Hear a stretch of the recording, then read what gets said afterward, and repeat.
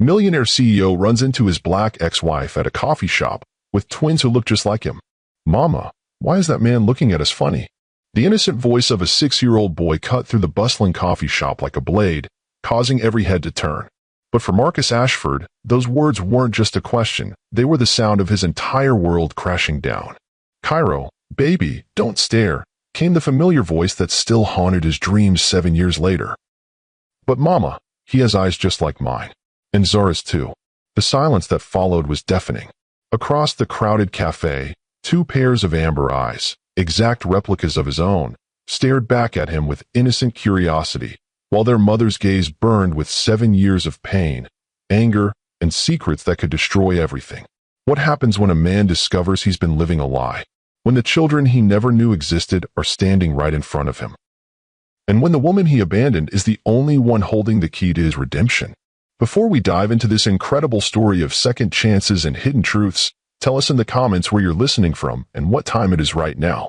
And if you believe that some encounters are destined to change everything, hit that subscribe button so you never miss a single story from Lux Love Chronicles.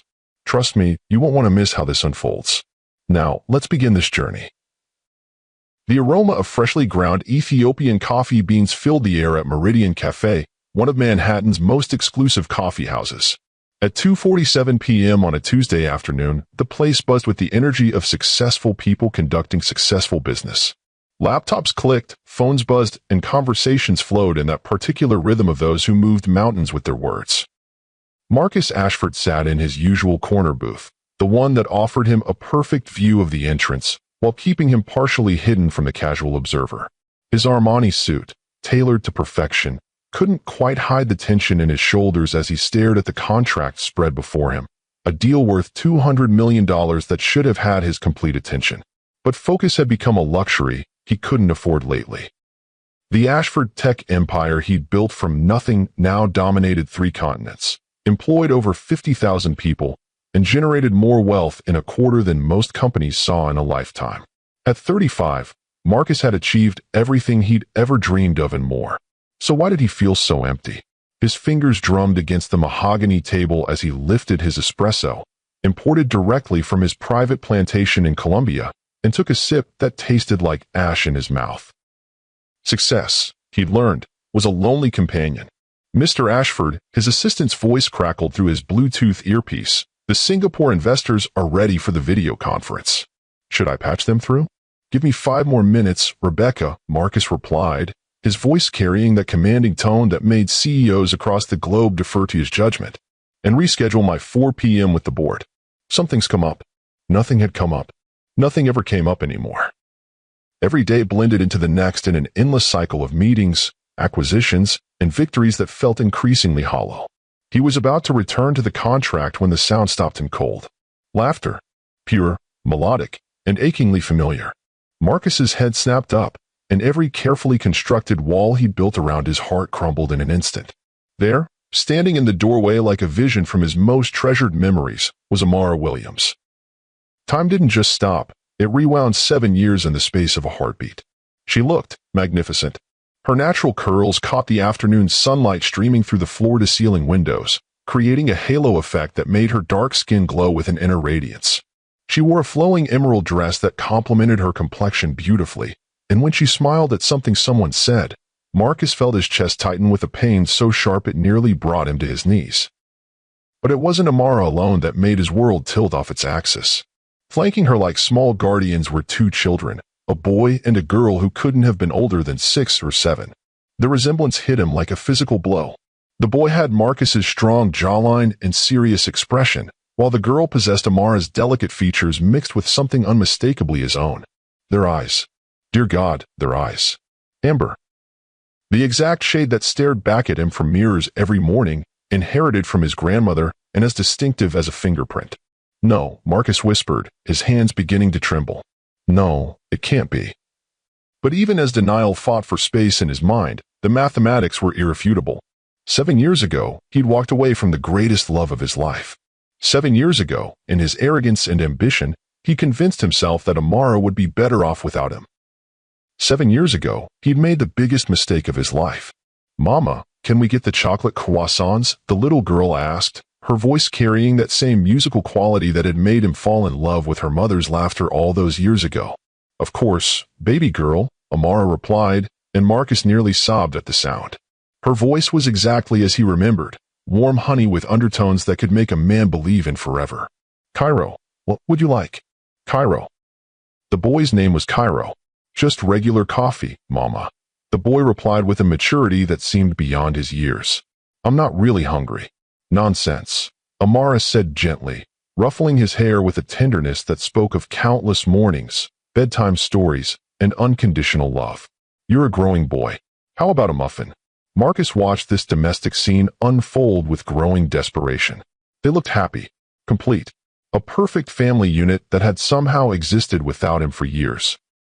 His phone buzzed with another urgent message from Rebecca, but Marcus couldn't have cared less about Singapore or board meetings or the $200 million deal sitting forgotten on his table. His entire universe had narrowed to the three people standing 30 feet away, the family he'd never known he had. The boy, Cairo, was the first to notice him staring. "Mama," he said, tugging on Amara's dress, "why is that man looking at us funny?" The question carried across the cafe with devastating clarity, and Marcus watched as Amara's entire body went rigid. Her head turned slowly, almost reluctantly, until their eyes met across the crowded space. The recognition was instant and mutual. 7 years collapsed into nothing. Marcus was 28 again, watching Amara paint in their shared apartment, sunlight streaming through windows as she hummed unconsciously, wearing nothing but his MIT t-shirt and a smile that promised forever.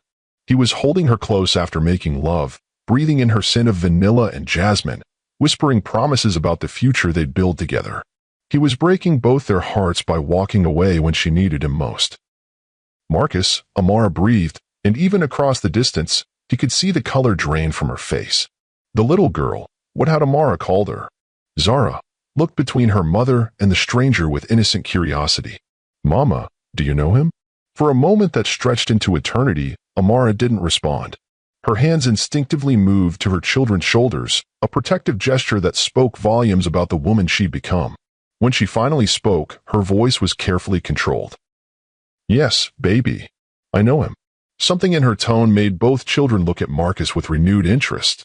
Cairo stepped slightly forward, his fearless curiosity reminding Marcus painfully of his own childhood need to understand everything around him.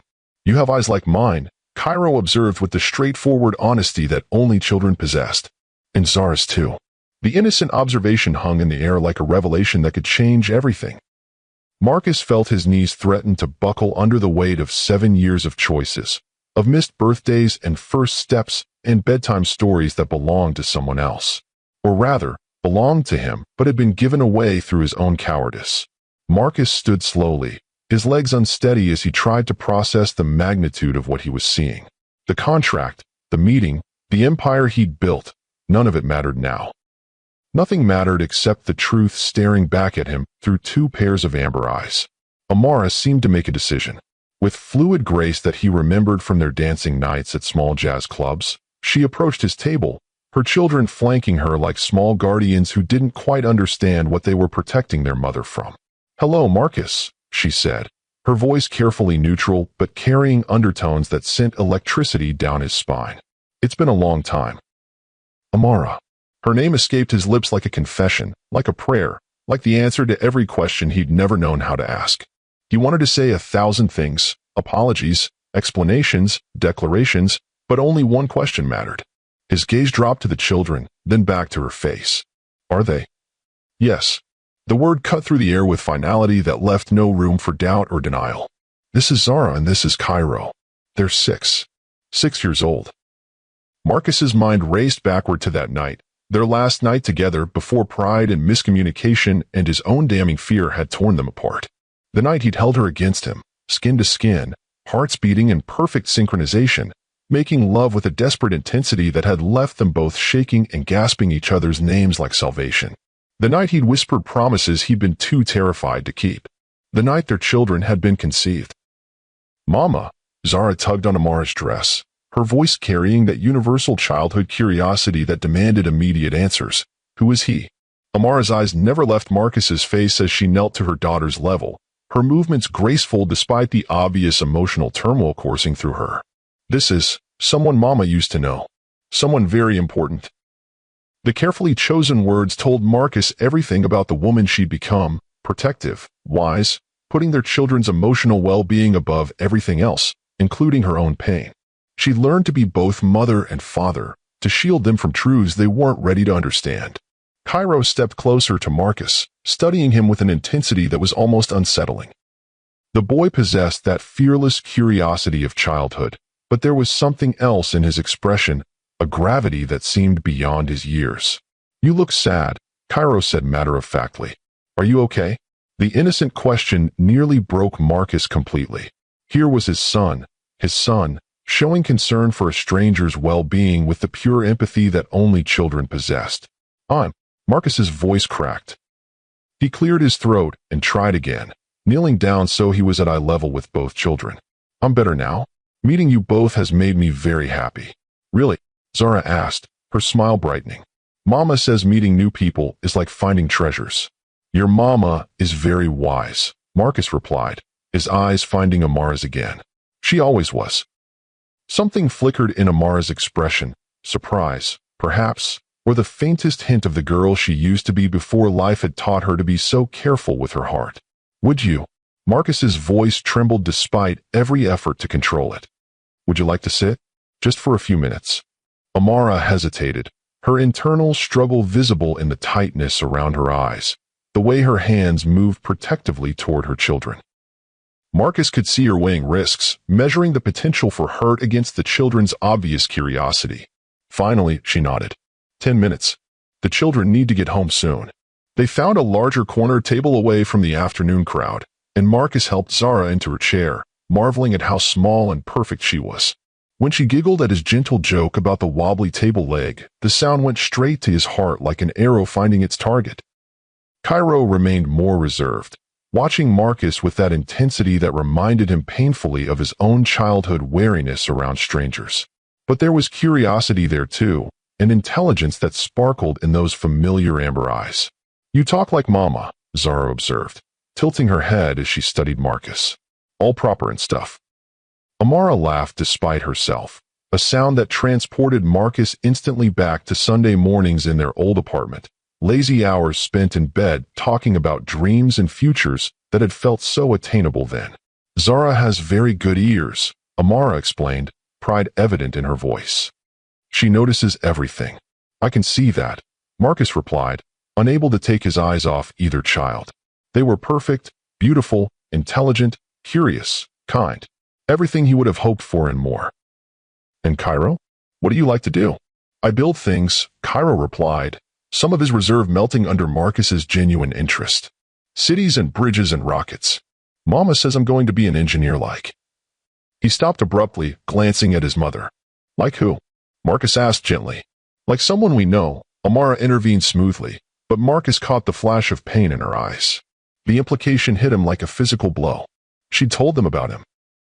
Somehow, in some way, his children knew they had a father who was an engineer, who built things, who existed somewhere in the world but wasn't with them. "Building things is important work," Marcus said carefully, his throat tight with emotion.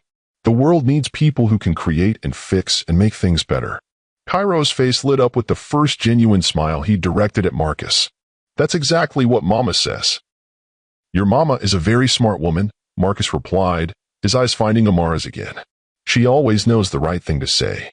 "Are you famous?" Zara asked suddenly, her eyes taking in Marcus's expensive suit and watch. "You look like the people on TV." Amara tensed slightly, clearly not wanting this conversation to venture into territory that might be difficult to explain later. "I work with computers and technology," Marcus replied diplomatically. "It's not very exciting, I'm afraid." "Computers are awesome," Cairo exclaimed, his earlier reserve completely forgotten. "I want to learn programming. Mama said she'll get me lessons when I'm older." Marcus felt his heart clench. Programming.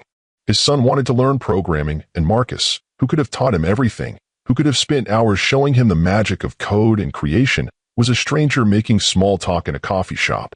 "That's wonderful," Marcus managed. "Programming is like giving instructions to a very smart but literal friend. You have to be precise and creative at the same time." "Cool," both children said simultaneously, then looked at each other and burst into giggles. They do that a lot, Amara said softly, and Marcus could hear years of love and exasperation and pure joy in those simple words. Twin telepathy, I call it. Twins. The word hit Marcus with unexpected force. Not just children, but twins. Two lives created in one moment of perfect love, carried and born and raised by the woman he'd abandoned when she needed him most. Amara, he started, then stopped, acutely aware of small ears listening to every word. I know, she said quietly, understanding exactly what he couldn't say. I know. The 10 minutes passed far too quickly. Marcus found himself memorizing every detail, the way Zara's nose crinkled when she laughed, how Cairo's brow furrowed when he was thinking seriously about something, the protective way Amara watched both children while maintaining careful emotional distance from him. When Amara glanced at her watch and announced they needed to leave, Marcus felt panic rising in his chest. Wait, he said, standing as they prepared to go. Please. I know I have no right to ask, but... He looked at the children, then back at Amara. Could I see them again? Properly. The question hung in the air like a prayer waiting for an answer that could change everything or destroy what little hope he had left. Amara stared at their joined hands, hers trembling slightly, is steady despite the emotional earthquake that had just shattered both their worlds. The children stood beside her, sensing the undercurrent of adult emotions they couldn't quite understand, but feeling the importance of this moment nonetheless. They don't know, Marcus, she said finally, her voice barely above a whisper. About you. I've told them their father was someone who loved them but couldn't be with us. The careful phrasing cut through Marcus like a blade. Even in her pain, even after everything he'd put her through, she'd protected him in their children's eyes. She could have painted him as the villain, could have made them hate the father who'd abandoned them before they were even born. Instead, she'd chosen grace. I understand if you don't trust me, Marcus said quietly, his eyes never leaving hers. I understand if you hate me. I don't hate you, Amara whispered, and the admission seemed to cost her something precious. That would be easier. Cairo tugged on Amara's hand, his young face scrunched with concern. Mama, are you sad? Amara's composure cracked slightly as she knelt to pull both children close. No, baby. Mama's just remembering. Remembering what? Zara asked with the persistence that only children possessed. Old friends. Amara replied diplomatically, but her eyes remained locked on Marcus's face. Sometimes when we see old friends, it brings back lots of feelings. Marcus watched this tender interaction, his heart breaking and healing simultaneously. These were his children, flesh of his flesh, blood of his blood, and he was a stranger to them. Worse than a stranger. He was the man who'd chosen a conference room over a family, profit margins over love, ambition over the most precious gifts life could offer. We should go, Amara said, rising and gathering her purse. It's getting late, and the children have homework. Desperation clawed at Marcus's chest. He couldn't let them walk away again. 7 years ago, he'd watched Amara leave their apartment with tears streaming down her face, and he'd convinced himself it was for the best. He'd told himself that love could wait, that success came first, that there would be time for family later. He'd been catastrophically wrong. Amara, please. Marcus reached out instinctively, his fingers brushing hers across the small table. The contact sent electricity shooting up his arm, the same spark that had ignited between them the first night they met. I know I don't deserve a second chance, but they do. They deserve to know, don't. Her voice carried a warning sharp enough to cut glass. Don't make this about what they deserve when you're the one who chose to walk away. The accusation hit its target with devastating accuracy. But Marcus had learned something about fighting for what mattered in the 7 years since he'd lost her. His business success had come from persistence, from refusing to accept defeat even when the odds seemed impossible. You're right, he said simply, surprising her with his directness. I walked away. I was a coward who thought love could wait while I built an empire. But I'm not walking away now, Amara. Not this time. Something shifted in her expression, surprise, perhaps, or the faintest flicker of hope trying to break through years of carefully constructed walls. Mama, Cairo spoke up, his small hand finding hers. The nice man seems really sad. Maybe we could be his friend? Out of the mouths of babes. Marcus felt his throat close with emotion as he looked down at his son, this beautiful, empathetic boy who'd inherited the best of both his parents. What do you think, Zara? Amara asked gently. Should we be friends with Marcus? Zara studied Marcus with the serious consideration that children brought to important decisions. "He has kind eyes," she announced finally. "And he helped me with my chair. Mama says helping people is important." "Your mama is absolutely right," Marcus replied, his voice thick with emotion. Amara closed her eyes briefly, and Marcus could see her internal war playing out across her beautiful features. When she opened them again, resignation and something deeper had replaced the anger.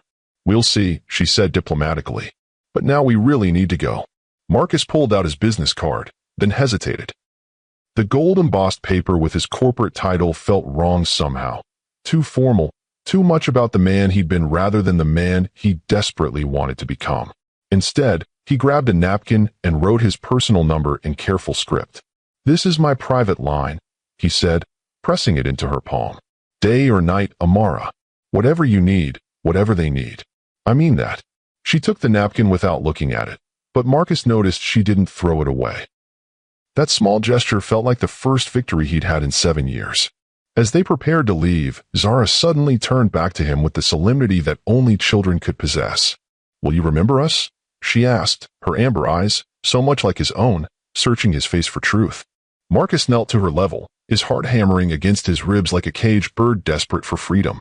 "I will remember you every single day for the rest of my life," he promised. "Both of you? Promise?" Cairo added, joining his sister.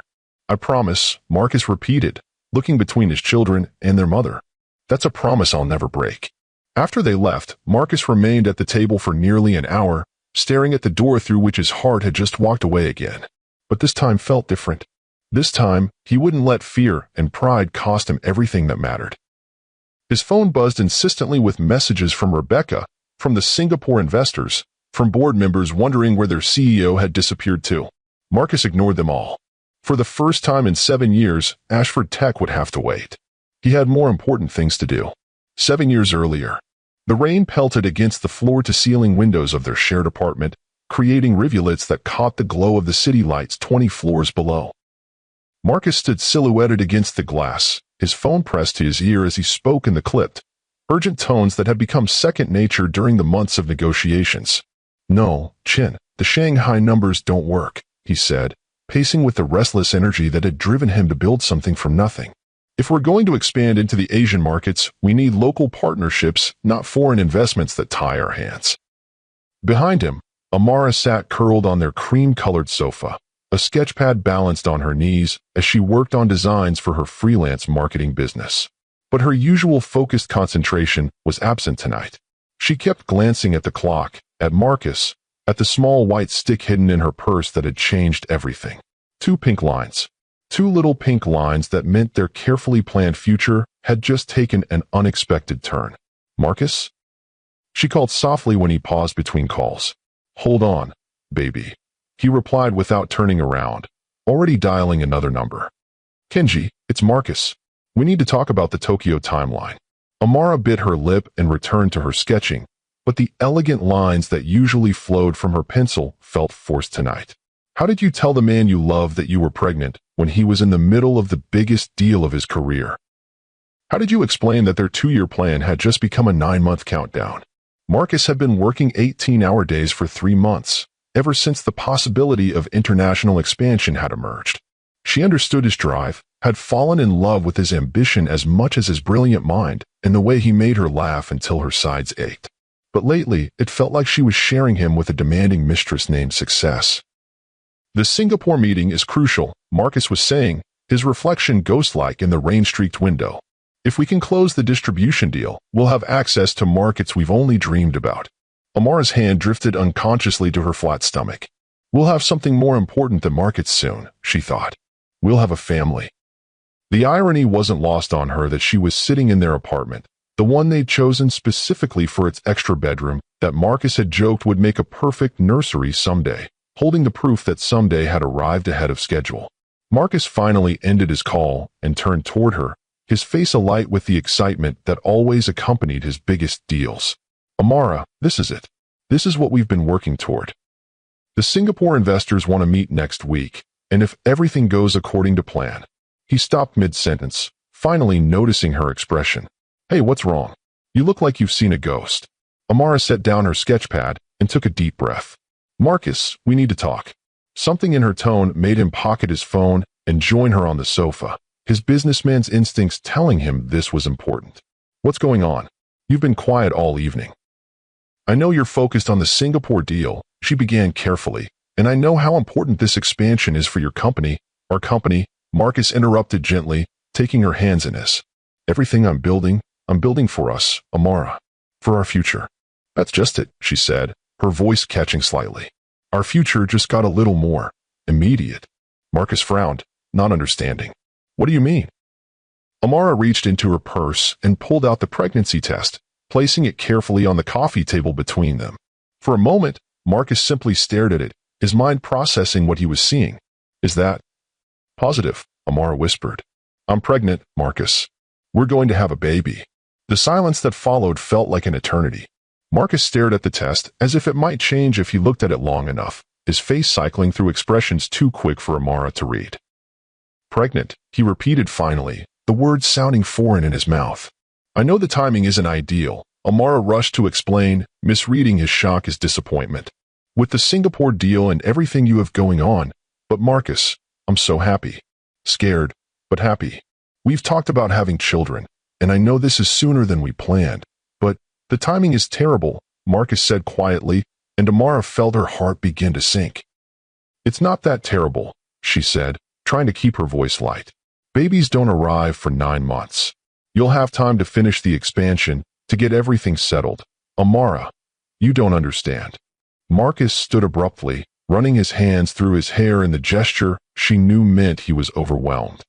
The Singapore deal isn't just about expansion. It's about survival. If we don't secure these partnerships, if we don't get this international presence established, we could lose everything. We'll figure it out, Amara said, rising to face him. We always do. Marcus, this is our child. Our baby. I know what it is, Marcus snapped, then immediately looked stricken. I'm sorry. I didn't mean. It's just the timing, Amara. This changes everything. It doesn't have to change everything, she pleaded. You can still travel, still build your empire. I can handle things here for 9 months? And then what? A newborn doesn't exactly fit into the lifestyle we're building. The words hit Amara like physical blows. The lifestyle we're building? Marcus, I thought we were building a life together. A family. We are, Marcus said, but his voice lacked conviction. Just not yet. We agreed to wait until the company was stable, until we had the financial security to provide properly for children. We have financial security, Amara pointed out. Your startup is already profitable, and my marketing business is growing. It's not enough, Marcus interrupted. Not for what I want to give our children. Not for the kind of future I'm trying to build for us. What if I don't need the kind of future you're trying to build? Amara asked quietly. What if I just need you? Marcus looked at her, really looked at her, for the first time since she'd shown him the test. She was still the most beautiful woman he'd ever seen, still the person whose laugh could make his worst day better, still the woman he'd fallen in love with at first sight. But now she looked vulnerable in a way that terrified him. He wasn't ready for this responsibility. Wasn't ready to be the man she needed him to be. I can't do this right now, Amara, he said finally. The Singapore meeting is next week. This deal could set us up for life, could give us everything we've ever wanted. I thought we already had everything we wanted, Amara whispered. Marcus's phone rang, cutting through the moment like a blade. He glanced at it, then at Amara. It's the Singapore investors. I have to take this. Marcus, please, this will just take a minute, he said, already answering the call. Mr. Tanaka, thank you for calling back. Amara watched him walk away, returning to his position by the window as he slipped back into business mode. The pregnancy test still sat on the coffee table like evidence of a crime, and she suddenly felt very alone in the apartment they'd shared for 2 years. She was still sitting there when Marcus finished his call 30 minutes later. They want to move up the meeting, he announced, his excitement returning. If I can get to Singapore by Thursday, we can close the deal before their fiscal year ends. This is exactly the break we needed. We? Amara asked pointedly. Marcus had the grace to look uncomfortable. Amara, this is important. This deal could change everything for us. And the baby? Is the baby important? Of course it is, Marcus said, but he couldn't quite meet her eyes. It's just, the timing is complicated. Life is complicated, Marcus. That's what makes it beautiful. Marcus sat beside her again, taking her hands in his. Look, maybe this is actually a blessing in disguise. Maybe the universe is telling us to slow down, to make sure we're really ready before we bring a child into our lives. Amara felt ice forming in her veins. What are you saying? I'm saying maybe we should consider our options. We're young, we have time. Maybe it's better to wait until we're truly prepared. No. The word came out sharper than Amara intended. No, Marcus. This isn't a business decision you can optimize for better outcomes. This is our child. I'm not saying we terminate, Marcus said quickly. I'm just saying maybe we should think about whether this is really the right time. There's never a right time, Amara interrupted, pulling her hands free. There's only love and commitment and the willingness to figure it out as you go.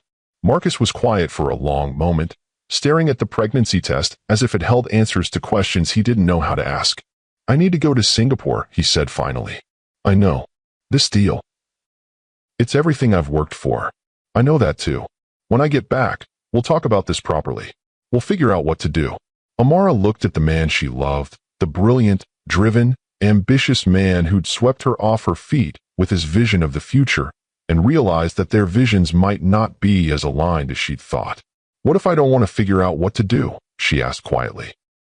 What if I want to have this baby regardless of the timing or the deals or the complications? Marcus met her eyes finally, and what she saw there broke her heart. Fear. Resentment. The look of a man who felt trapped by circumstances beyond his control. Then I guess we'll cross that bridge when we come to it, he said. It wasn't the answer she'd hoped for, but it was the answer that told her everything she needed to know about where she stood in Marcus's list of priorities. That night, as Marcus packed for Singapore, Amara lay in their bed listening to him move around the apartment with purposeful efficiency. When he finally slipped under the covers beside her, she pretended to be asleep. I love you, he whispered into the darkness, his voice heavy with guilt and confusion. Amara didn't answer. Love, she was learning, wasn't always enough. Marcus left for Singapore the next morning with a kiss that felt like goodbye and a promise to call that rang hollow before he was even out the door. 3 days later, Amara discovered she wasn't just pregnant, she was carrying twins. She called Marcus to share the news, but his assistant said he was in meetings. She called again the next day, and the day after that, each time getting the same polite brush off. By the time Marcus returned from Singapore 2 weeks later, successful deal in hand and plans for immediate expansion to 3 more countries, Amara had made her decision. The divorce papers were waiting on his desk. 7 years ago, 2 weeks after Singapore, Marcus Ashford stood in the doorway of what had been their shared apartment, staring at the manila envelope that sat on his mahogany desk like a ticking bomb. The Singapore deal documents were scattered around it, contracts worth $50 million that should have felt like victory. Instead, they felt like evidence of the biggest mistake of his life. Divorce papers. His hands trembled as he opened the envelope, Amara's elegant handwriting on the accompanying note making his chest tighten with a pain so sharp it nearly brought him to his knees. Marcus, I called 17 times while you were away. Your assistant said you were too busy to speak with me. I understand now where I stand in your list of priorities. The twins are healthy. Yes, twins. The doctor says they're developing perfectly, due in 6 months. I thought you'd want to know, but since you've made it clear that the timing is terrible and this pregnancy is a complication, I've decided to make it simple for you. I'm releasing you from any obligation to us. Sign the papers, transfer whatever money you think is appropriate to the account I've listed, and you can go back to building your empire without the burden of an unwanted family. Don't contact me unless it's through lawyers. The twins and I will be fine without you. We have to be.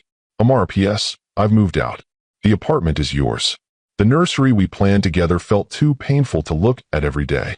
Marcus read the letter 3 times before the words fully sank in. Twins. She was carrying twins, and she'd tried to tell him while he was closing the deal he'd thought was more important than anything else in the world. He'd been wrong. Catastrophically, devastatingly wrong. His phone rang, probably another investor or potential partner wanting to capitalize on the Singapore success, but Marcus ignored it. He ignored the next call too, and the one after that. For the first time in his adult life, business didn't matter. He tried calling Amara, but her phone went straight to voicemail. He drove to her sister's apartment, but Keisha met him at the door with eyes full of righteous fury and a protective stance that told him everything he needed to know. She doesn't want to see you, Keisha said flatly. She's been crying for 2 weeks straight, Marcus. 2 weeks of wondering why the man she loves couldn't even take her phone calls. I was trying to secure our future. You secured a future, Keisha interrupted. Just not the one that included her. Marcus spent the next 3 months trying to reach Amara. He hired investigators to find her new address, but she'd covered her tracks well. He sent flowers to her office, but they were returned unopened. He wrote letters that were never answered. Finally, his lawyer called with news that changed everything. She's not asking for alimony, Richard Blackstone said, his voice carefully neutral. No spousal support, no division of assets. She just wants a clean break and child support to be deposited into a trust fund for the children. She's also requesting that all contact go through legal channels. What does that mean? Marcus asked, though he feared he already knew. It means she doesn't want to see you, Marcus. She's giving you exactly what you seem to want, freedom from complications. The divorce was finalized on a cold February morning. Marcus signed the papers in his lawyer's office, his hands steady despite the way his world was crumbling around him. That same day, he received a birth announcement that nearly broke him completely. Cairo Michael Williams and Zara Grace Williams. Born February 14, 2018. 6 pounds 2 ounces and 5 pounds 14 ounces. Mother and babies healthy and home. Valentine's Day babies. The irony would have been funny if it hadn't been so heartbreaking. Marcus stared at the hospital photo, 2 tiny, perfect faces swaddled in pink and blue blankets, and saw his own eyes looking back at him. His children. His twins. And he was nothing more than a name on their birth certificates and a bank account number for their mother. That night, alone in the apartment that had once been filled with love and laughter, Marcus made a decision that would define the next 7 years of his life. If Amara wanted him to stay away, he would honor that wish. If she believed they were better off without him, maybe she was right. Maybe the best thing he could do for his children was to provide for them financially while staying out of their lives emotionally. So he threw himself into work with a fervor that bordered on obsession. Ashford Tech expanded globally, acquiring companies, developing revolutionary software, and making Marcus one of the youngest billionaires in technology. Every success felt hollow, but he kept going because work was the only thing that numbed the constant ache in his chest. He set up a generous trust fund for the twins, enough to pay for the best schools, the finest colleges, whatever opportunities they might want. He made sure Amara never had to worry about money for them. But he never tried to contact her again, never attempted to see the children he'd helped create. He dated occasionally brilliant, beautiful women who moved in his circles and understood the demands of his lifestyle. But no one made him laugh the way Amara had. No one challenged him intellectually while simultaneously making him want to be a better man. No one felt like home. 5 years passed. Then 6. Marcus built a fortune worth billions, employed thousands of people, and was featured on magazine covers as one of the most eligible bachelors in America. But he went to bed every night in an empty penthouse, wondering what his children looked like now, whether they were happy, if they ever asked about their father. He started seeing a therapist, Dr. Sarachin, a wise woman who specialized in helping driven executives find balance. During their sessions, Marcus finally began to understand the depth of his mistakes. You were afraid, Dr. Chin observed during one particularly intense session. Afraid of failure, afraid of not being enough, afraid of repeating your own father's mistakes. Marcus's father had been a workaholic who'd missed most of Marcus's childhood in pursuit of providing for his family. The man had died of a heart attack at 52, surrounded by his achievements but alone because he'd never learned to prioritize relationships over success. I became him, Marcus said quietly. I swore I'd never put work before family, and I did exactly that. Recognition is the first step toward change, Dr. Chin replied. The question is, what are you going to do with this awareness? But what could he do? The twins were now school-aged children who didn't know him. Amara had built a life without him, a successful life, from what his private investigators reported. She'd grown her marketing firm into a respected agency, owned a beautiful home in a family-friendly neighborhood, and had created the stable, loving environment he'd failed to provide. They were better off without him. That's what he told himself every day. Until Tuesday afternoon in a coffee shop changed everything. Present day. Marcus sat in his penthouse office, the lights of Manhattan twinkling 40 stories below, but his mind was somewhere else entirely.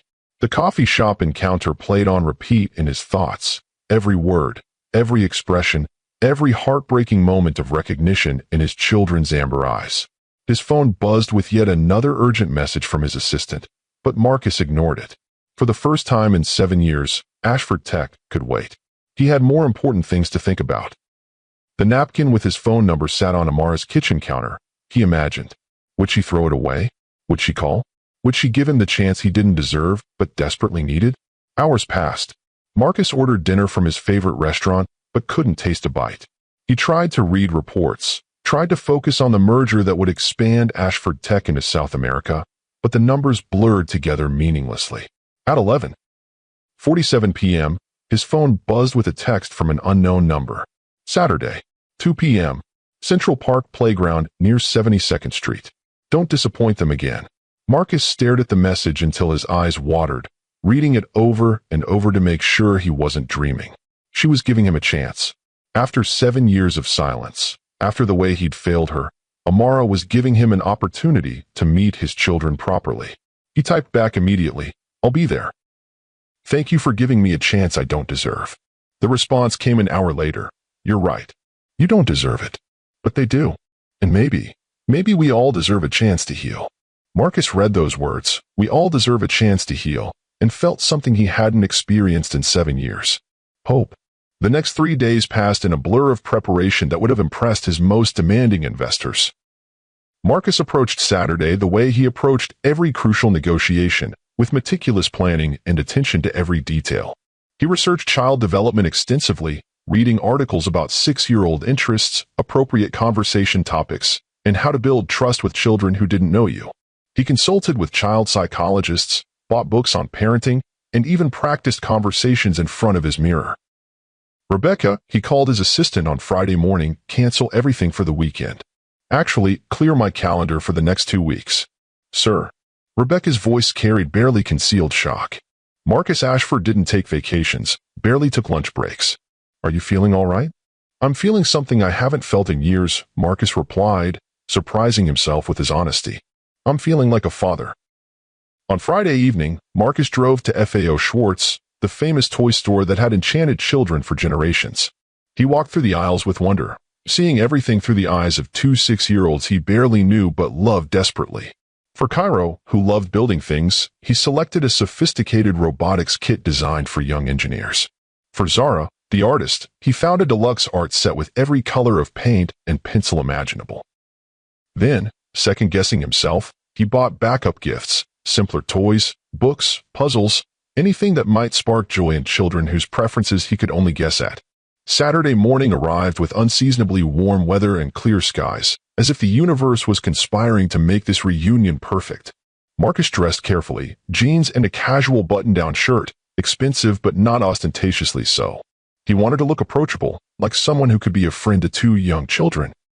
He arrived at Central Park 30 minutes early, claiming a bench with a clear view of the playground.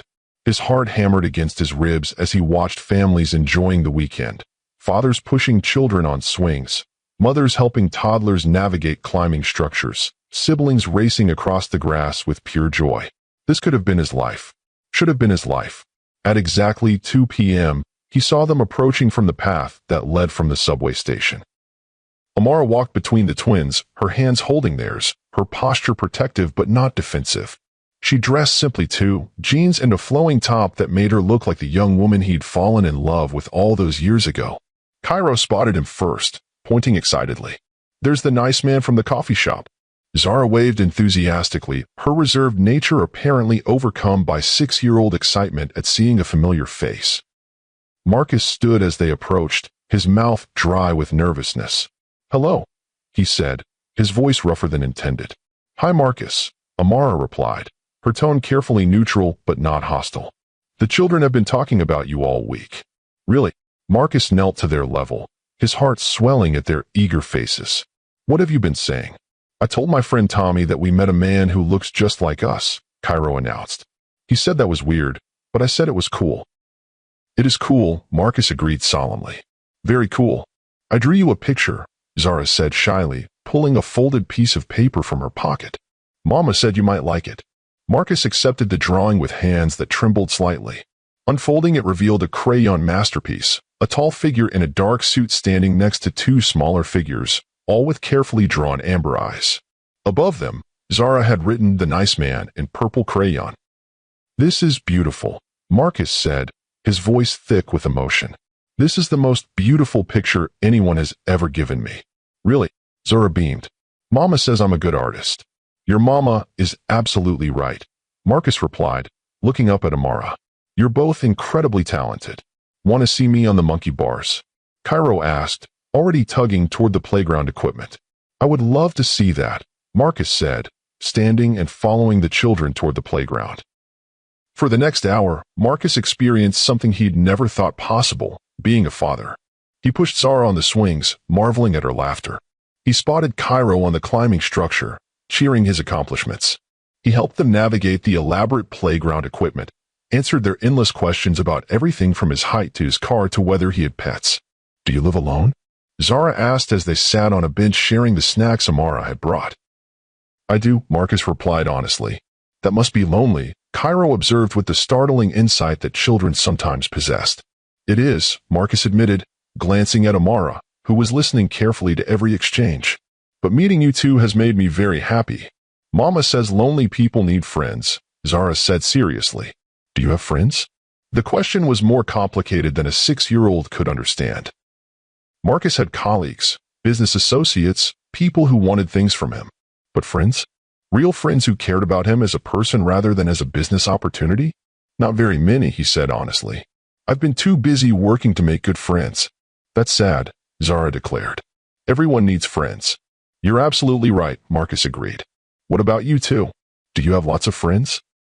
This launched an enthusiastic discussion about school friends, neighborhood kids, and the complicated social dynamics of 6-year-old relationships.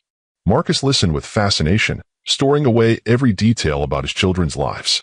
"Tommy's dad takes him fishing," Cairo mentioned at one point. "I wish I could go fishing." Marcus's heart clenched.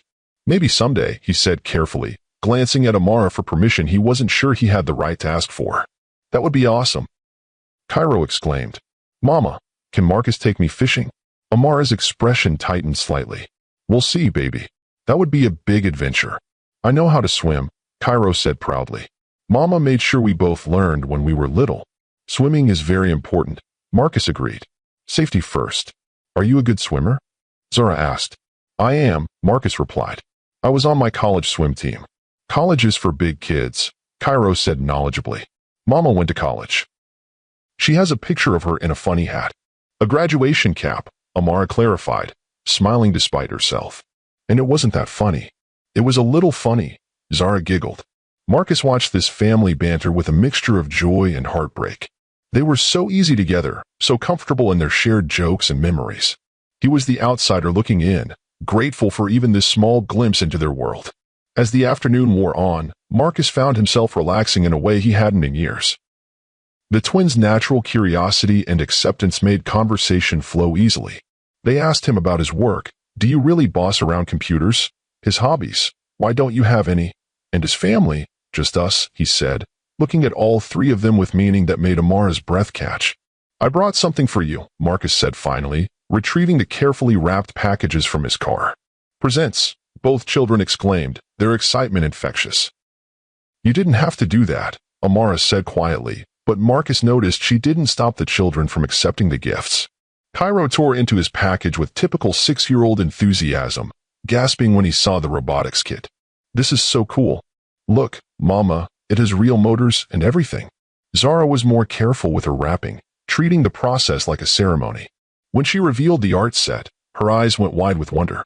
"There are so many colors," she breathed. "I can paint anything."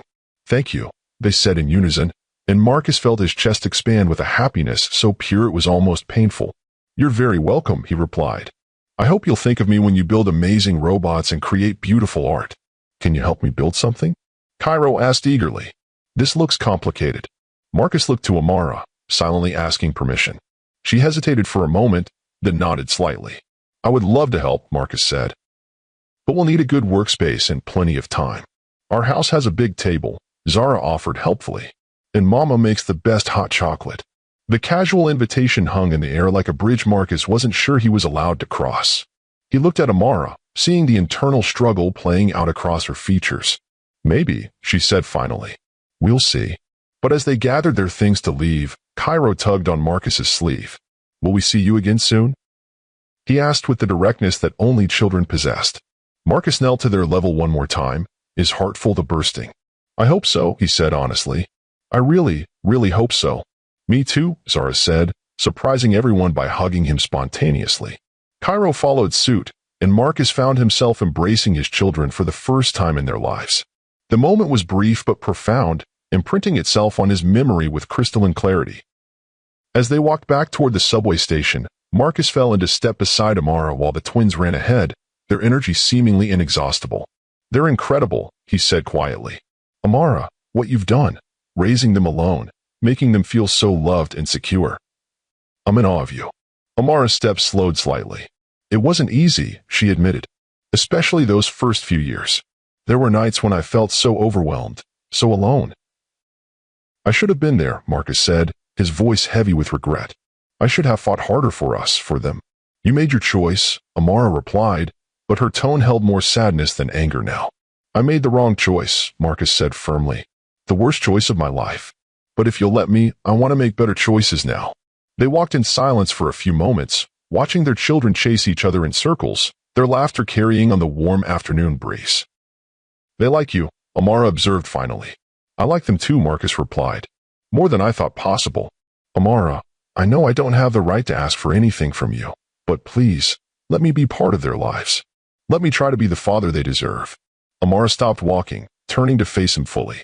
Her eyes searched his face, looking for something, sincerity, perhaps, or the absence of the selfish ambition that had driven him away 7 years ago.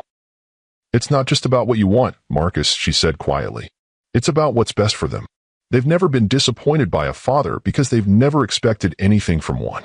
If you start this journey with them, you can't change your mind when it gets difficult or inconvenient. I won't, Marcus promised. I swear to you, Amara, I'm not the same man who walked away 7 years ago. Business will never come before family again. Nothing will. We'll see, Amara said. But Marcus caught something in her expression that looked like hope fighting to break through carefully constructed walls. As they reached the subway entrance, the twins turned back to wave goodbye. Bye, Marcus, they called in unison. Thank you for the presents. Thank you for a perfect afternoon, Marcus called back, meaning every word.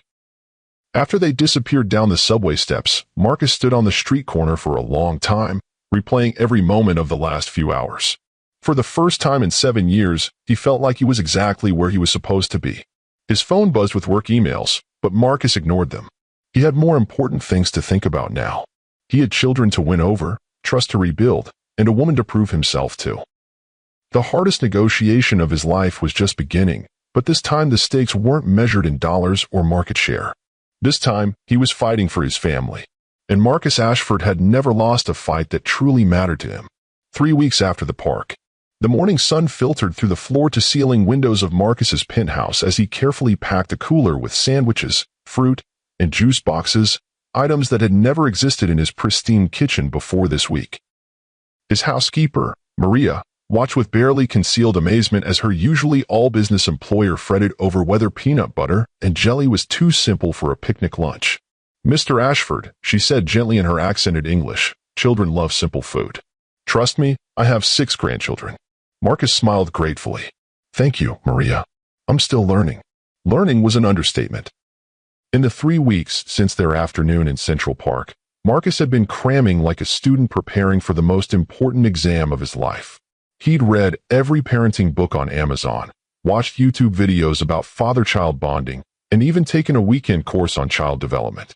The investment was paying off. Saturday afternoon visits had become a cherished routine. Marcus would meet Amara and the twins at various locations around the city, playgrounds, museums, the zoo, ice cream shops, and spend hours learning who his children were beyond the surface details. Cairo, he'd discovered, had inherited Marcus's analytical mind, but paired it with Amara's creativity. The boy could spend hours building elaborate structures with blocks or Legos, narrating the engineering principles behind each design. Last Saturday, he built a bridge that could hold 20 toy cars while explaining load distribution with the seriousness of a graduate student. Zara was pure artist soul wrapped in 6-year-old wonder. She saw beauty in everything, the way sunlight hit puddles, the patterns clouds made in the sky, the colors that emerge when different paints mix together. She started bringing Marcus drawings every week, each one more detailed and imaginative than the last. Both children had begun asking when they'd see him again before their current visit was even over. The tentative curiosity of those first meetings had evolved into genuine affection, and Marcus treasured every Marcus. Look at this. And can you help me with that? But it was Amara who remained the enigma. She was polite during their outings, even warm at times when the children did something particularly endearing. She smiled when Marcus clearly struggled with some aspect of parenting, offered gentle guidance when he looked lost, and never made him feel inadequate despite his obvious inexperience. Yet she maintained careful emotional distance, never staying alone with him for more than a few minutes, never allowing conversations to venture into personal territory. She was present but protected, engaged but guarded. Marcus understood her caution. He'd shattered her trust once before at the worst possible moment. Rebuilding it would take more than weekend visits and expensive toys. It would take consistency, patience, and proof that he'd truly changed. Today's plan was ambitious, a full day at the Children's Museum of Science and Technology, followed by lunch at their favorite pizza place, and then an afternoon at his penthouse where Cairo could finally see the robotics kit they'd been discussing in action. It would be the first time Amara and the children visited his home, the first glimpse into the life he'd built while they were building theirs without him. Marcus's phone buzzed with a text from Amara, running 10 minutes late. Cairo insisted on bringing his latest robot to show you. Marcus smiled, typing back, "Take your time. I'm looking forward to meeting the new creation." "He's very proud of it," came her response. "You've inspired quite the engineering passion." The simple statement made Marcus's chest warm with pride. He was having an impact on his son's life, encouraging interests and dreams in a way his own father never had. 20 minutes later, the elevator opened to reveal his family, and yes, Marcus had started thinking of them that way, despite having no official claim to the title. Cairo practically bounced with excitement, clutching a small robot he'd clearly built himself. "Marcus, look what I made." Cairo thrust the creation forward proudly. "It can walk and turn its head and everything." Marcus knelt to examine the robot with the seriousness it deserved. The construction was impressive for a 6-year-old, clearly influenced by the kit Marcus had given him but personalized with Cairo's own innovations. "This is incredible engineering," Marcus said honestly. "Can you show me how the head mechanism works?" As Cairo launched into an enthusiastic explanation of gears and motors, Marcus caught Amara watching them with an expression he couldn't quite read. There was pride there, and something that might have been longing, but also a wariness that suggested she was still waiting for him to disappoint them. "Hi, Marcus." Zara interrupted her brother's technical lecture with a hug that had become their standard greeting. "I brought you something too." She handed him a carefully folded paper that, when opened, revealed a watercolor painting of a tall building with windows that seemed to stretch to the sky. "It's your house," she explained proudly. "Mama said you live way up high, so I painted it touching the clouds." "It's perfect," Marcus said, meaning it completely. "Would you like to see if you got the inside right too?" Both children's eyes widened with excitement. They'd been asking to see where Marcus lived for weeks, and Amara had finally agreed to today's visit. "Really?" Cairo asked. "We can see your whole house." "Every room," Marcus confirmed, standing to address Amara. "If that's still okay with your mom." "Can we, Mama?" Both children pleaded in unison. Amara smiled at their enthusiasm. "Yes, but remember our rules about other people's homes. Use indoor voices, don't touch things without asking, and always say please and thank you," they recited in practiced unison. Marcus led them to his private elevator, noting how Amara's hand instinctively found the children's shoulders as they rode to the top floor. When the doors opened directly into his penthouse, both twins gasped in amazement. "Whoa," Cairo breathed, taking in the soaring ceilings, the wall of windows overlooking Central Park, and the sleek modern furniture. "It's like something from a movie." "It's so big," Zara added, her artistic eye drawn to the carefully curated artwork and the way natural light flooded every space. Marcus watched them explore with wonder, but his attention kept returning to Amara. She stood in his living room looking both impressed and overwhelmed, her eyes taking in the obvious expanse of everything around them. "It's beautiful," she said quietly when she noticed him watching. "Very. You. Is it?" Marcus asked, genuinely curious. I'm not sure I even know what me is anymore. Something flickered in her expression, surprise, perhaps, at his honesty. Can we see your room? Zara asked, interrupting the moment. Of course, Marcus replied, leading them through the penthouse. The tour revealed a space that, despite its luxury, felt oddly empty. The rooms were perfectly designed but impersonal, like a high-end hotel rather than a home. There were no family photos, no personal mementos, nothing that spoke of relationships or memories or life beyond work. Where are all your pictures? Cairo asked with typical 6-year-old directness as they stood in Marcus's bedroom. I don't have many, Marcus admitted. Everyone has pictures, Zara insisted.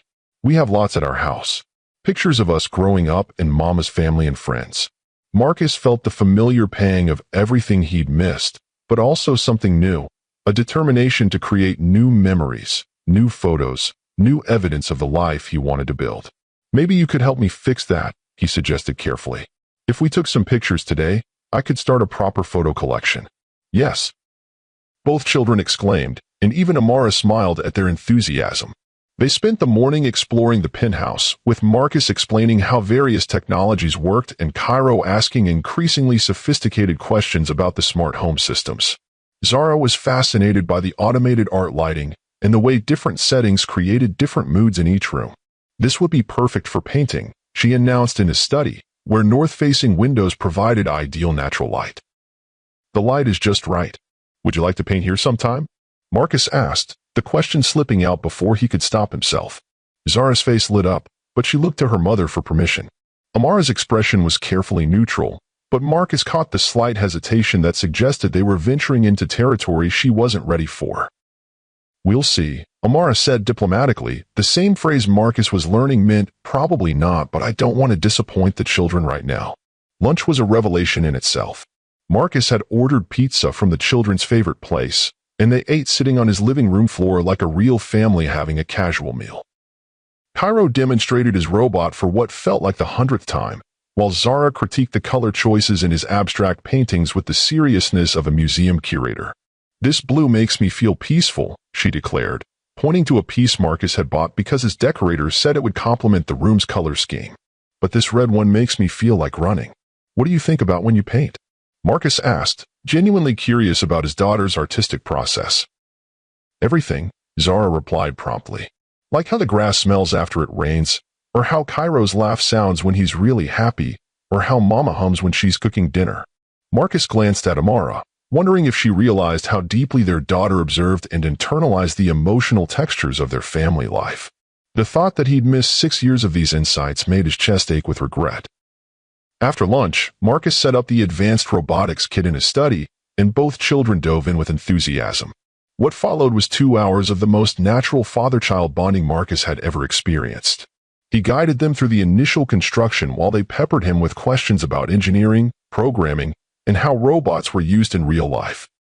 At my company, we use robots to help build computer components, Marcus explained as Cairo carefully attached a servo motor to their creation. They're much more precise than human hands for really tiny work. Do you build the robots? Zara asked. I help design the programs that tell them what to do, Marcus replied. It's like writing instructions for a very literal friend who needs everything explained perfectly. That's what Mama says about teaching us chores, Cairo giggled. Very literal friends who need everything explained.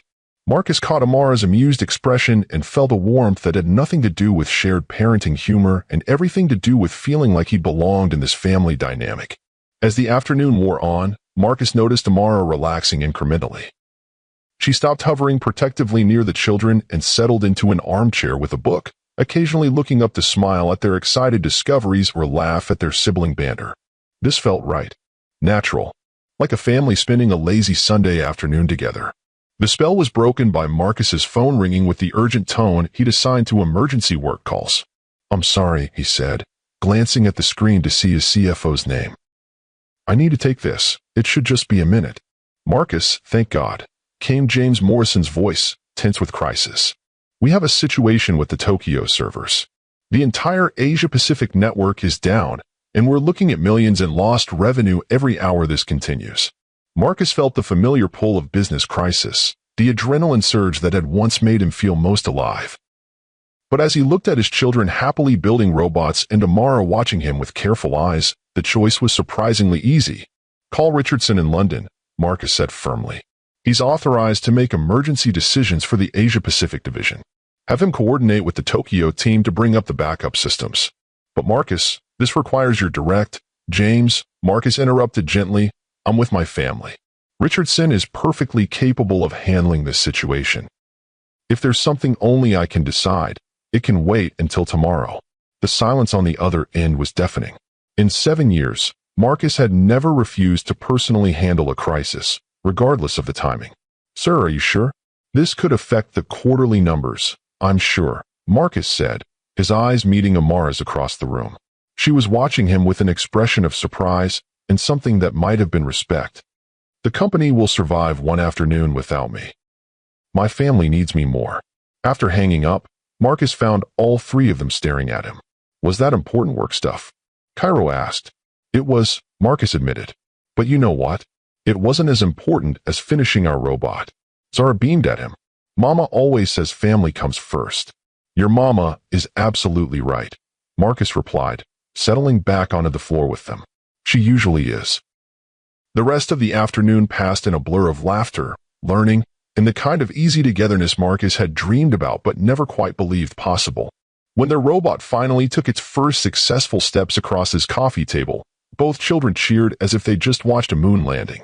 "We did it," Cairo exclaimed, high-fiving his sister, and then, without hesitation, turning to Marcus for the same celebration. "We sure did, buddy," Marcus replied, his heart full to bursting as his son's small hand met his in victory. As evening approached and they prepared to leave, Zara tugged on Marcus's sleeve. "Can we come back again?" she asked with the hopeful expression that had become utterly irresistible to him. "I hope so," Marcus replied, looking to Amara. "Anytime your mom says it's okay." "Please, Mama," both children pleaded. Amara's expression was softer than Marcus had seen it since their reunion. "We'll see," she said, but this time the phrase carried possibility rather than polite deflection. As they waited for the elevator, Cairo suddenly wrapped his arms around Marcus's waist in an unexpected hug. "I wish you were our dad," he said with the devastating honesty that only children possessed. Marcus felt his world stop. Over the boy's head, he met Amara's eyes and saw his own emotional turmoil reflected there.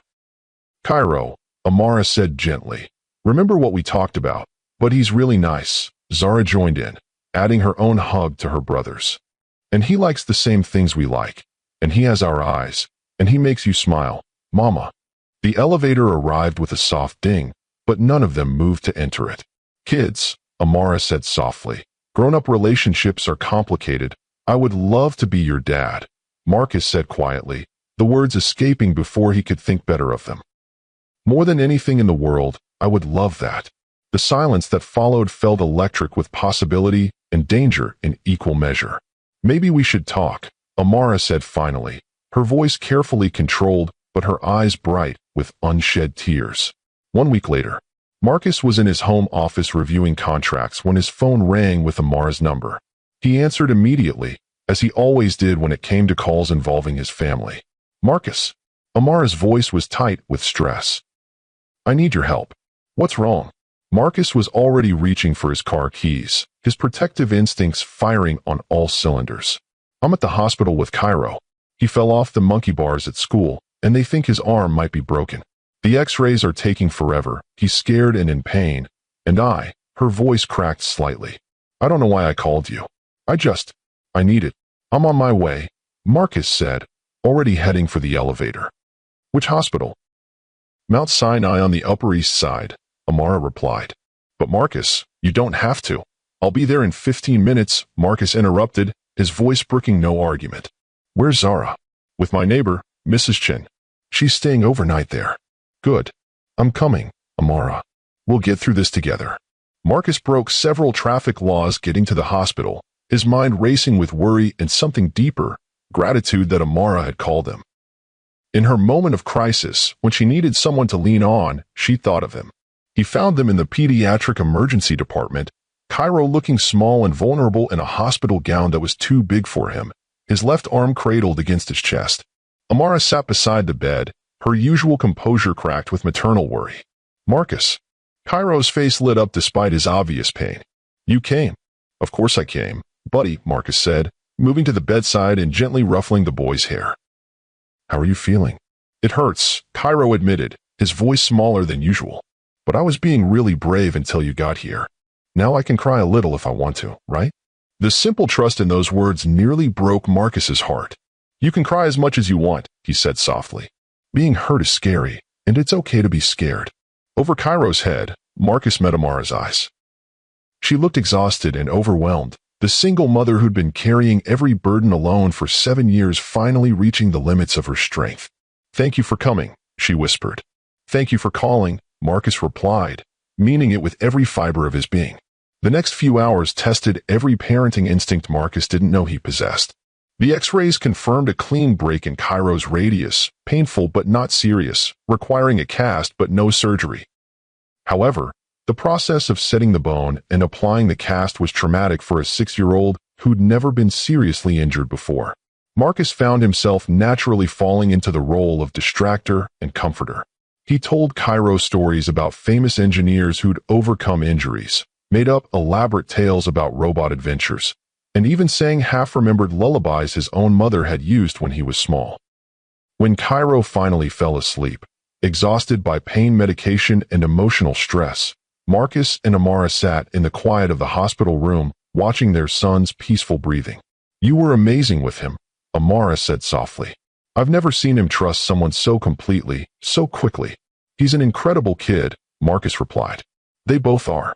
You've done an extraordinary job raising them, Amara. I was so scared, she admitted, her voice barely above a whisper. When the school called and said there'd been an accident, all I could think was that I couldn't lose him. And then I realized I was facing it alone, like always, and I called you without thinking. Marcus turned to face her fully. I'm glad you did. I want to be the person you call when you're scared. I want to be here for the hard moments, not just the fun Saturday afternoons. Amara studied his face in the dim hospital lighting. Earlier this week, when your work called during our visit, you really meant it, didn't you? When you said family comes first now. Completely, Marcus said without hesitation.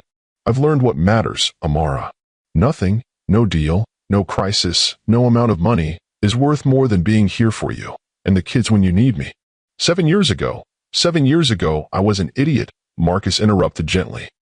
A scared, selfish idiot who thought success was measured in dollars and market share. I know better now. They sat in comfortable silence for a while, both watching Cairo sleep. The boy looked so young in the hospital bed, his new cast bright white against the blue blanket. He asked me yesterday if you were going to be his real dad soon, Amara said suddenly. Marcus's heart stopped. What did you tell him? I told him that relationships are complicated and these things take time, Amara replied. But honestly, I'm not sure how much longer I can keep giving him non-answers. What do you want to tell him? Marcus asked carefully. Amara was quiet for so long that Marcus thought she might not answer. When she finally spoke, her voice was thick with emotion. I want to tell him yes, she whispered. God help me, Marcus. I want to tell him that you're going to be his dad and Zara's dad and that we're going to be a real family. But I'm terrified. Marcus felt his chest tighten with hope and desperate love. Terrified of what? Of believing in us again, Amara said, tears finally spilling over. Of letting the kids believe in us. Of what happens if you change your mind again when things get difficult or demanding or inconvenient. Marcus reached for her hands, relieved when she didn't pull away. Amara, look at me. She lifted her tear-stained face to his, and Marcus saw not the successful, composed woman she'd become, but the girl he'd fallen in love with 8 years ago, vulnerable, hopeful, and achingly beautiful.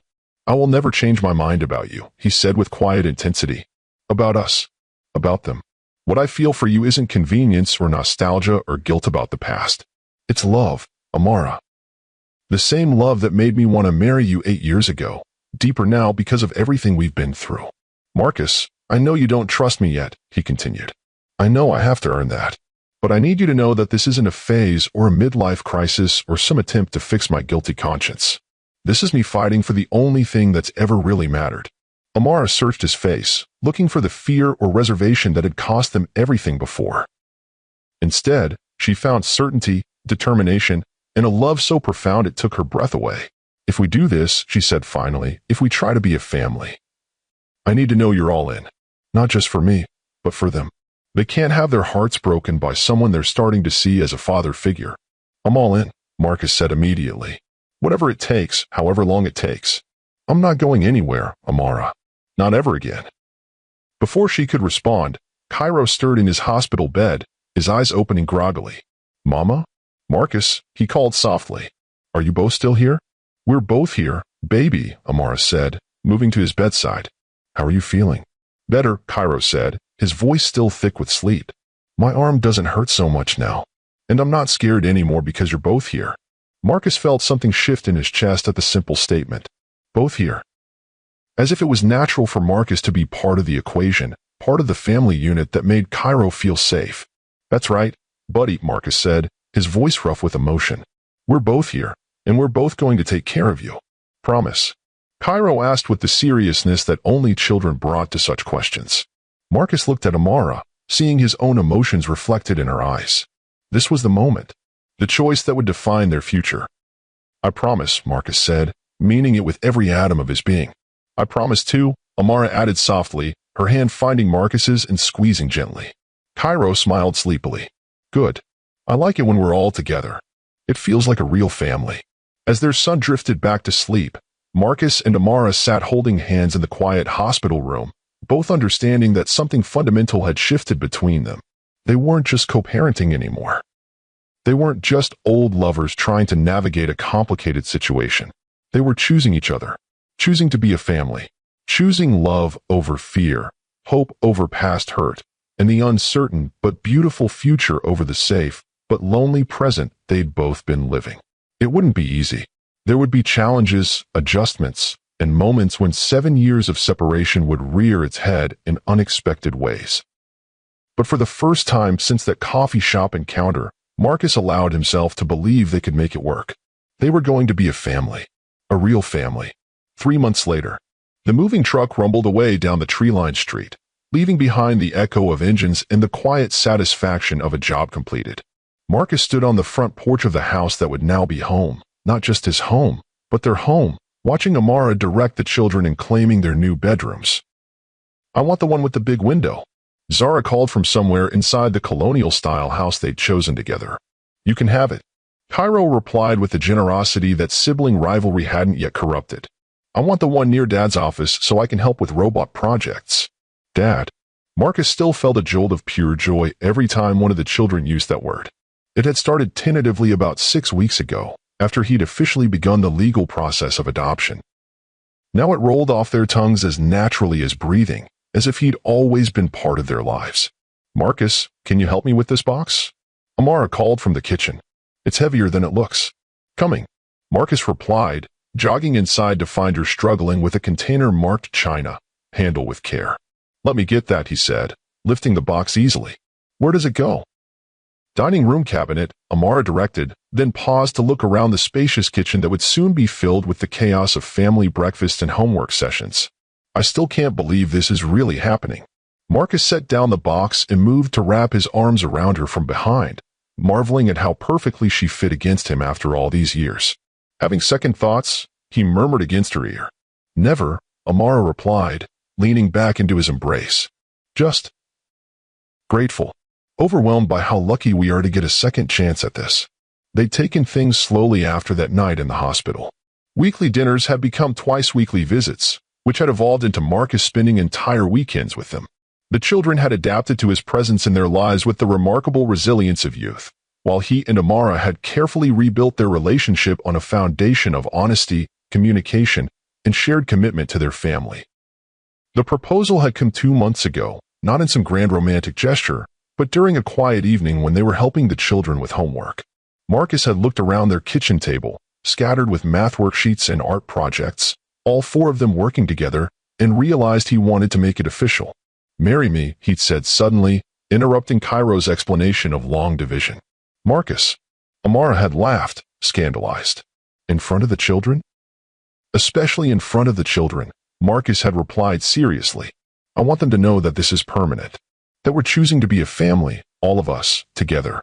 The wedding had been small but perfect, Just immediate family and close friends in the garden behind Amara's house, with Cairo and Zara serving as ring bearers and beaming with pride at being part of the ceremony that made their family official. Now, 3 months later, they were merging households and starting fresh in a house that belonged to all of them. "Dad," Cairo's voice echoed through the house. "Come see my new room. I can see the whole backyard from here." "Mama." "Marcus," Zara added her own summons. "My art corner is perfect. The light is just right for painting." Marcus and Amara exchanged amused glances. Even in a house with 6 bedrooms, their children had managed to choose the 2 directly across the hall from each other. "Some things never change," Amara observed fondly. "Some things do," Marcus replied, pulling her closer. "All the important things." They spent the day unpacking, arranging furniture, and turning a house into a home.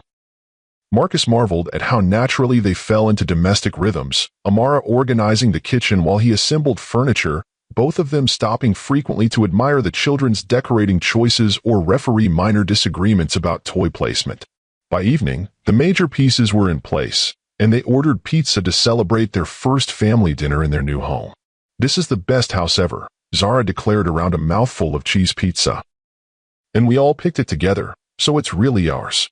Plus, Dad's office is big enough for really complicated robot projects," Cairo added pragmatically.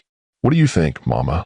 Marcus asked, noting how Amara kept looking around the dining room as if she couldn't quite believe they were all there. "I think," Amara said slowly, "that home isn't a place. It's the people you share it with." After dinner, they established their first family tradition in the new house, evening walks around the neighborhood. The children ran ahead, exploring every playground and interesting tree, while Marcus and Amara followed hand in hand. "Do you ever think about what would have happened if we'd never run into each other that day?" Amara asked as they watched their children discover a small pond with ducks. "Every day," Marcus admitted. "I think about how close I came to missing all of this. Missing them growing up, missing you becoming the incredible woman you are now, missing the chance to be the husband and father I should have been from the beginning." "You're the husband and father you're supposed to be now," Amara said firmly.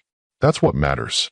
As they turned toward home, Cairo and Zara each claimed one of Marcus's hands, chattering about their plans for their new bedrooms and the adventures they'd have in their new neighborhood.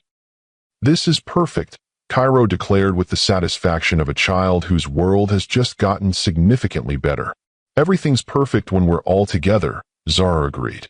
That night, after the children were settled in their new rooms and the house had fallen into peaceful quiet, Marcus and Amara sat on their back porch swing, watching stars appear in the darkening sky. "Tell me something," Amara said, curled against Marcus's side. "What's the best part of all this for you?" Marcus considered the question seriously.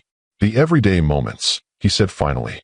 "Helping with homework, making breakfast on Saturday mornings, knowing that when something good happens to one of us, we all get to celebrate together.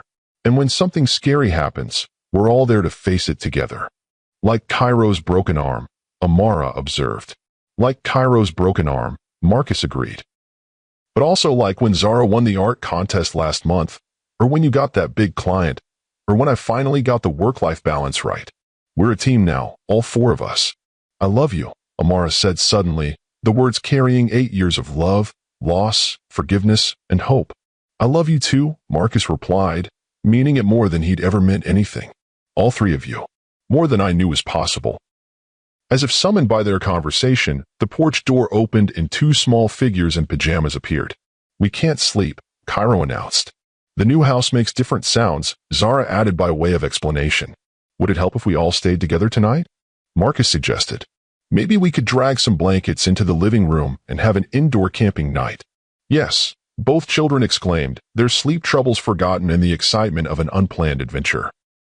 An hour later, all 4 members of the Ashford family were settled on a nest of blankets and pillows in their new living room, the children nestled between their parents like small, warm anchors to everything that mattered. "Tell us the story again," Zara requested sleepily. "About how you and Mama met the first time." It had become their favorite bedtime story, the tale of their parents' first meeting, first date, and the love that had survived separation and found its way back home. Once upon a time, Marcus began in the storytelling voice he'd perfected over the past few months. There was a brilliant, beautiful woman who could paint colors that didn't even have names. As he spun the familiar tale, Marcus felt the deep contentment that came from being exactly where he belonged. This was success, not the numbers in his bank account or the accolades from business magazines, but the weight of his daughter's head on his shoulder and the sound of his son's sleepy breathing. The warm presence of his wife beside him and the knowledge that tomorrow would bring more moments just like this one. He built an empire worth billions, but his greatest achievement was the family sleeping peacefully around him. Some love stories end with a kiss. Others end with a wedding. But the best love stories, Marcus had learned, end with the quiet understanding that the real adventure is just beginning.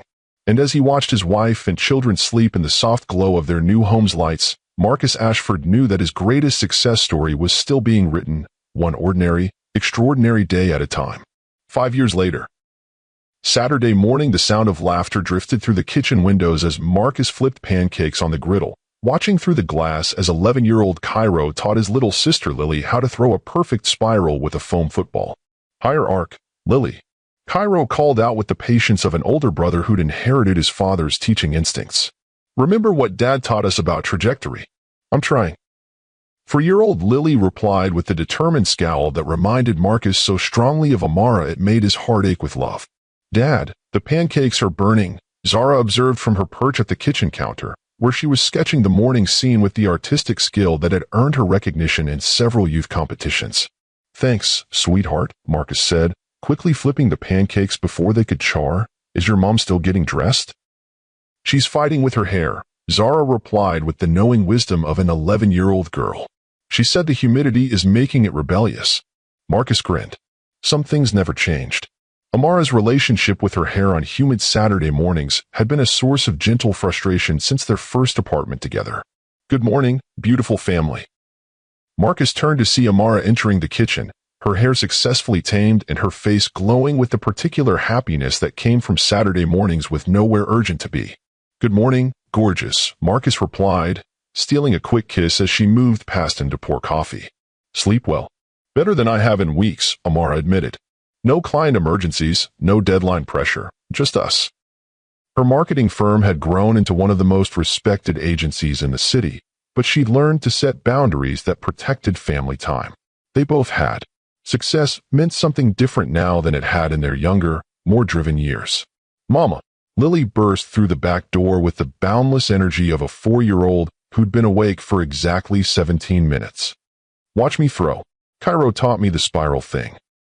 I want to see the spiral thing, Amara said seriously, accepting the foam football from her youngest daughter. Show me what you've learned. As Lily demonstrated her new skill with the intense concentration that seemed to be a family trait, Marcus felt the familiar swell of gratitude that had become his default emotional state.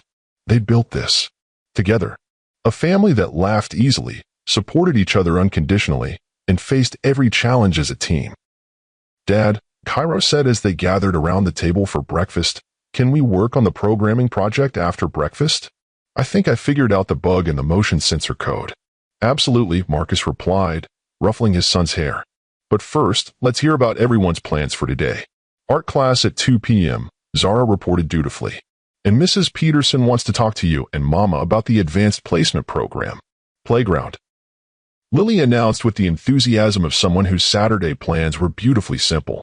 I need to finish the marketing proposal for the Morrison Group, Amara added, but that shouldn't take more than an hour. And I, Marcus said, looking around the table at his family, plan to spend the day with my favorite people in the world. We're your only people, Cairo pointed out with logic that made everyone laugh. That's what makes you my favorites, Marcus replied. After breakfast, as they settled into their Saturday routine, Cairo and Marcus bent over programming code in the study, Zara painting in her art corner, Lily building elaborate block cities, and Amara curled up with her laptop. Marcus paused to absorb the scene. This was what success looked like. Not the magazine covers or the business awards gathering dust in his office, but the sound of his children's concentrated breathing as they pursued their passions, the sight of his wife's thoughtful expression as she crafted marketing strategies, the knowledge that every day brought new opportunities to be present for the moments that mattered. His phone buzzed with a text from his assistant about an urgent acquisition opportunity that required immediate attention. Marcus glanced at it, then at his son's excited face as the motion sensor finally responded correctly to his code. Richardson can handle it, Marcus said, silencing his phone and returning his attention to what truly mattered. Handle what? Cairo asked absently, focused on his programming. Nothing important, Marcus replied, meaning it completely. Now, show me how you solve that sensor problem. Later that evening, after art classes and playground adventures and family dinner, Marcus and Amara sat on their back porch watching their children catch fireflies in the gathering dusk. Any regrets? Amara asked softly, a question that had become ritual between them. Only one, Marcus replied, as he always did, that it took me so long to figure out what really mattered. But you figured it out, Amara said, leaning against his shoulder. That's what counts. We figured it out, Marcus corrected gently. All of us, together. As the stars began to appear overhead, and their children's laughter filled the evening air, Marcus Ashford reflected on the journey that had brought them here. From the coffee shop encounter that changed everything to this moment of perfect domestic happiness, every choice had led them home to each other. Success, he'd learned, wasn't about what you could buy, it was about what you couldn't live without. And as he held his wife close and watched their children create magic out of summer evening in mason jars, Marcus knew he was the richest man alive. Some stories end with triumphant boardrooms. Others end with dramatic declarations of love. But the best stories, the ones that really matter, end with the quiet recognition that happiness isn't a destination you reach, but a choice you make every single day. And Marcus Ashford had chosen well. What an incredible journey! From a chance encounter in a coffee shop to a family reunited by love, second chances, and the courage to choose what truly matters. This story reminds us that success isn't measured in dollars, but in the laughter of our children and the love of our family. Sometimes the greatest achievements happen not in boardrooms, but in playgrounds and kitchen tables and quiet Saturday mornings where ordinary moments become extraordinary memories.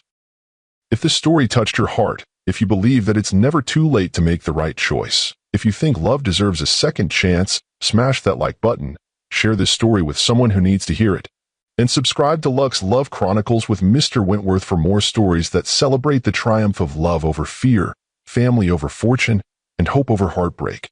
Tell us in the comments. What would you choose, a billion-dollar empire or breakfast with people who love you? Sometimes the most important question isn't whether we can have it all, but whether we know what all really means. Until next time, remember that the greatest love stories aren't about finding the perfect person. They're about choosing to love imperfectly, forgive completely, and build something beautiful together, one ordinary day at a time. This is Mr. Wentworth, reminding you that luxury isn't what you own, it's who you love and who loves you back. Keep choosing love, keep choosing family, and keep believing that every ending can be a new beginning.